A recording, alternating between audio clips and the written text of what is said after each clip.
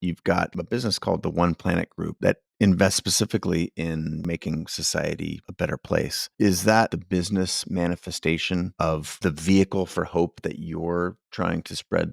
I guess the best way to think about it is that I'm an entrepreneur.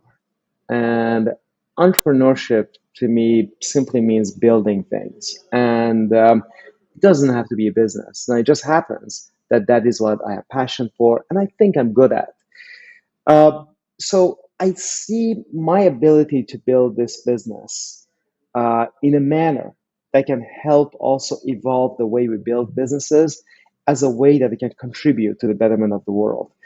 It's my trade. This is how I know how to operate.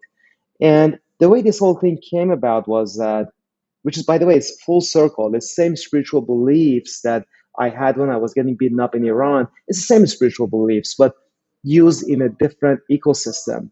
Uh, but a few years ago, probably about 10 years ago, I was at a conference, and in that conference, a woman who was the head of a nonprofit uh, gave a uh, gave a keynote. And I remember turning to my wife and saying that I'm jealous.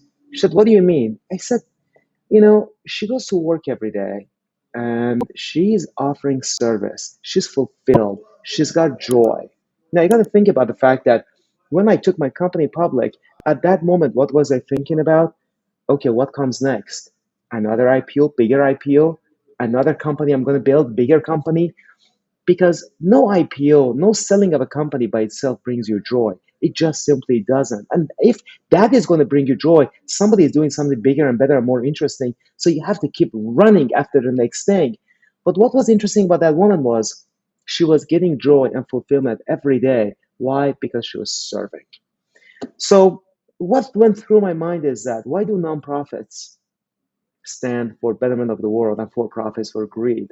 How can we change that equation? Why can't business stand for also betterment of the world? There's a Baha'i belief that teaching that tells us that work offered in the spirit of service is same as worship. To me, that's elevating work, profession to the same level as me praying.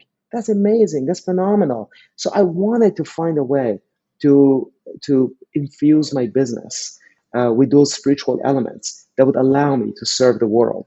And it has been an interesting path. And a lot of it came about as a result of, frankly, that spark of the idea from that speech, but Mm. also from the negative experience that I had after taking the company public and seeing that that system that capitalism is running on, it is in fact rigged. It is not designed well. It is not designed to serve all of us. It is designed to serve a few who know how to best take advantage of that system. I'll share this with you that if you think about the billionaires in this country, very few of them ever generated billions in cash flow. Almost all of them exclusively made their money from stock appreciation. Now, on the surface, you may say, well, that's a good thing. They're building companies, the value of the company goes up, they cash out their stock. But the stock is manipulated, not necessarily in an illegal way, but often in an unethical way, because the stock gets manipulated every 90 days for the sake of managing to the expectations of the market. Sometimes you do that manipulation by firing employees. Sometimes you're doing it by hiring employees. Sometimes you do it by having crazy announcements. The point is that you keep managing the stock price because the only thing you care about is maximization of shareholder value.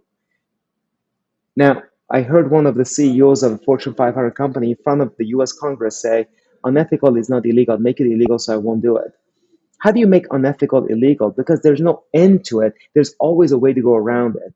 And I think that can truly only happen through spiritual transformation.